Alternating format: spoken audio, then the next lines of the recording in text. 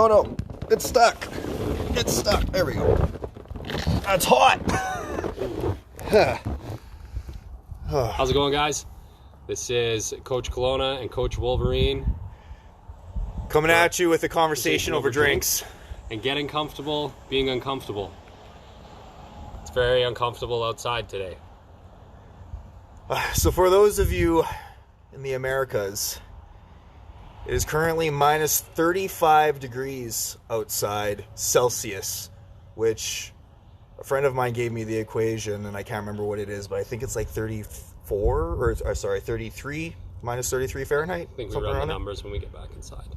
Yeah, I think so.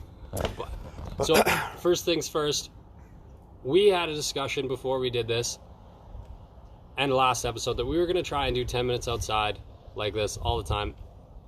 That's not the smartest thing to do right now. So, although we are getting comfortable being uncomfortable, we're doing our best not to be stupid. And that kind of transcends and goes on for everything you do for growth. Be comfortable getting uncomfortable, but don't be an idiot. So we also talked that we're both a little bit competitive, and this is not a competition to see who can hang outside the longest, because again, both of us would do so to an unreasonable amount of time.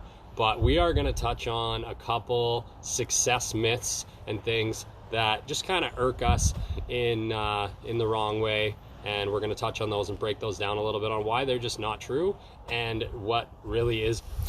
Woo! Fuck! Ooh, we gotta.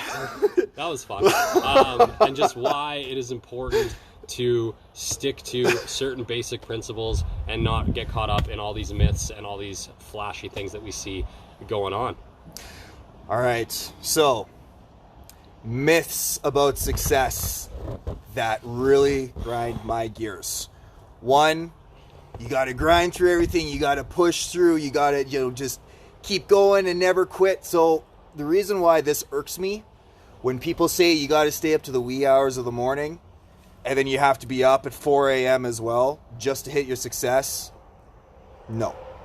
Because the people that are preaching this shit are not doing that themselves, because that's exactly how you hit burnout. And burnout is not fun, because not only will it'll put you on your ass, it's going to set you back. Whew, that wind. That's good. It's going to set you back even further than where you started, because not only are you going to be burnt out mentally and physically, there is the risk of getting down on yourself, getting depressed.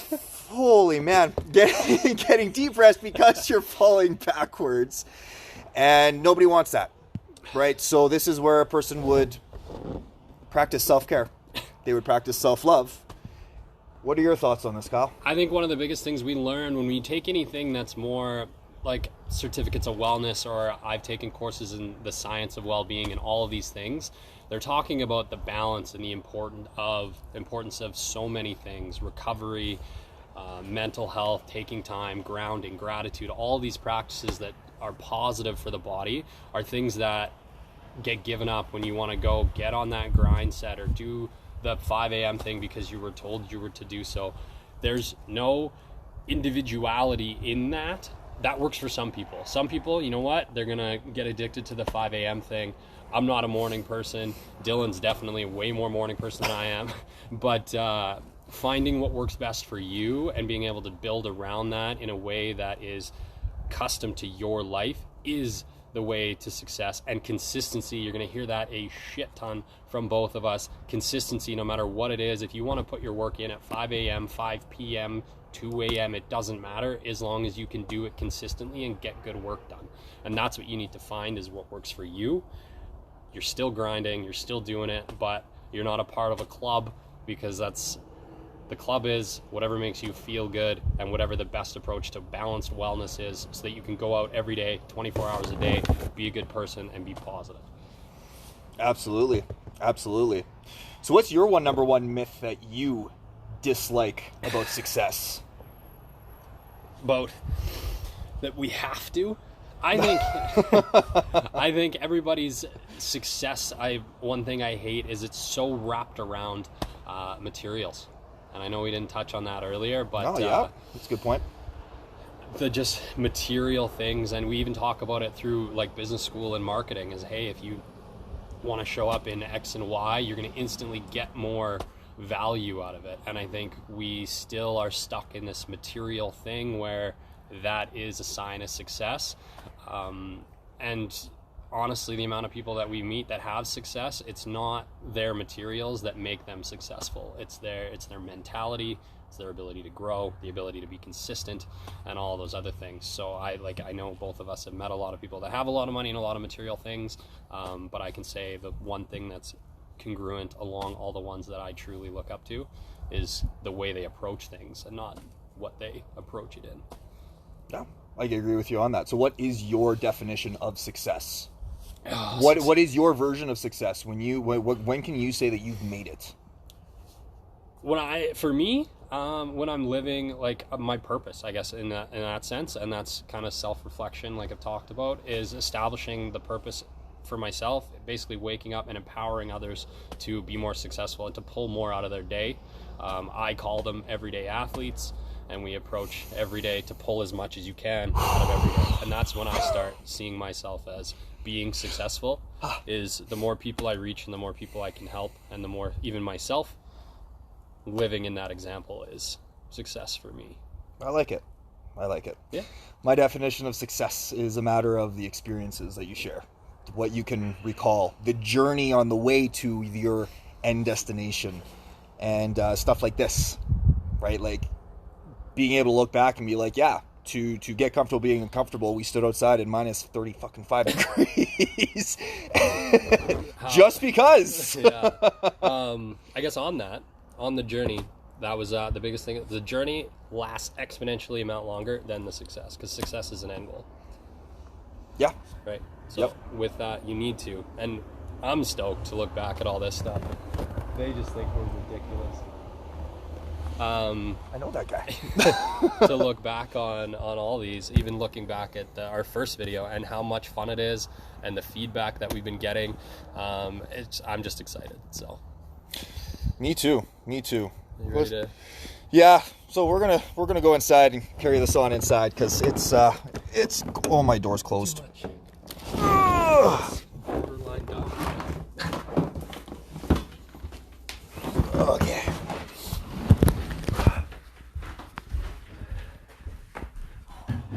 Holy shit, we made 10 minutes. We sure as shit did. 10 minutes? Oh, damn. Good for us. Okay.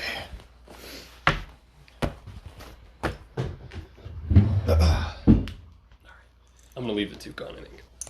Oh yeah, me too.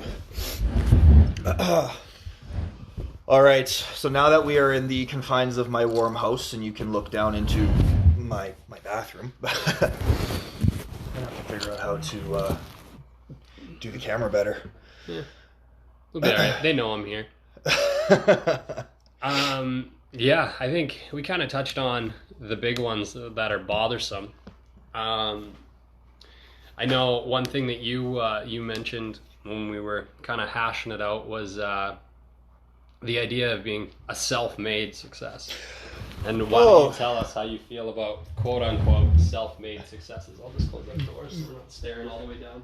There's no such thing as a self-made success story. I said it. Don't care who's butthurt over it. They can argue with me all they want. I can fully respect people who put in major efforts on their own towards success. But the fact of the matter is if that individual read one book, if that individual talked to one person about his goals, got guidance from any single person, they had help. So I really dislike when people that are of, people that we look up to and they're like, yeah, I'm a self-made success story. No, you're not, because what it does is crushes people. It creates a deflating feeling. I don't know if that resonates with you. I know this is what really bothered me when I first started getting into all of this kind of stuff, because I would hear these people and be like, well, why can't I get there? Like I'm working really hard. I'm up at 5 a.m. I stay up late working, and what I experienced was burnout. what I experienced was working myself into the ground where I didn't even like doing what I was doing anymore because I was so burnt out. And that's when I realized that when these people say that they're self-made, they were self-driven, Yep. but they had a coach or a mentor. We're not here to take credit from anything, but we are here to shed a little bit of light on the fact that everyone's got help, be it a book. Like for me, even just who I am now, whatever level of success you want to call that, I wouldn't be where I was without my friends, my family, and everybody, and all that. Like, there's no way that I would have been here on my own, as a solo whatever, right? Like every artist has a team. You want to talk music, solo artist, they don't do it all anymore. They've got directors and everything else. Everybody's got someone there to be supportive or supporting your goals in one way or another.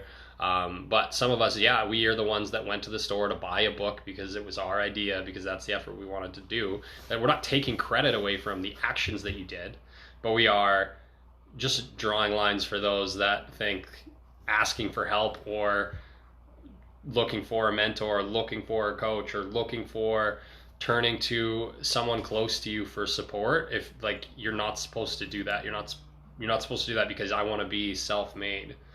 It's all that's doing is holding you back, and you can get where you want to go a lot quicker if you just trust those around you and surround yourself with people that are going to help. And I think that's kind of the biggest thing that we want to hammer home with the self-made is not necessarily the way it works.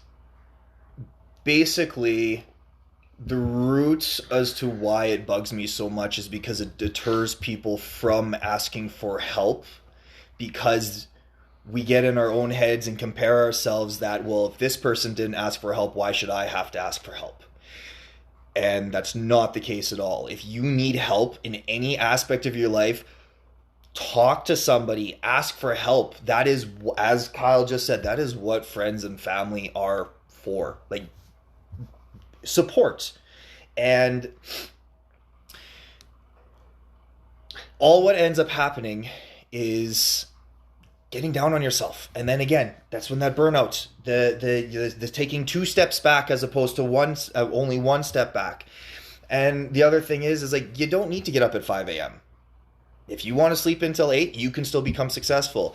Hell, if you work night shift, you can still become successful. These rules of have to be up at wee hours of the morning and up late and always working and grinding to the point where your friends and family are worried about you because they never see you again. No, that's not how to do it, because you're not fulfilling how do I word that? They're not living their life, essentially. You're trying to cookie cut the way that you are, the way that you're built, whatever, into someone else's kind of structure for you. And some people are going to fall right into that. Cool. Others, they're not, right? It's the same thing. Like from a training standpoint, someone who goes and hands out a program, same program, no changes to 200 people, 5 of them do really well. The only 5 that you're going to have shared with you is the ones that did well, right? So, and that's the law of averages, right? You're going to give out 100 program, 5 people are going to do great. You're only going to talk about those 5. So, and I don't like that. I hate that kind of thing, because everyone has a personalized path to get places. And it's funny, we started talking about competition, and then we came in here and we talked around in a circle, and we ended up with, hey, we're actually just constantly competing against other people to try and do better than they did, but they're telling us something they didn't actually do. So don't let being competitive and stubborn get in the way of you reaching out to get help and just be a better version of yourself, because you're defined by the support systems that you put in place for yourself. Yeah. I like it. That's pretty much it for me. I think we hammered home some big topics today. I'm feeling like a human again, which is cool. As am I. I wasn't ready for the snow coming off the roof, though. Nope, neither was I. But as always, guys, take care. Absolutely. This has been another conversation over drinks, and they're only going to get longer and better and more fun. So Stay tuned. Absolutely.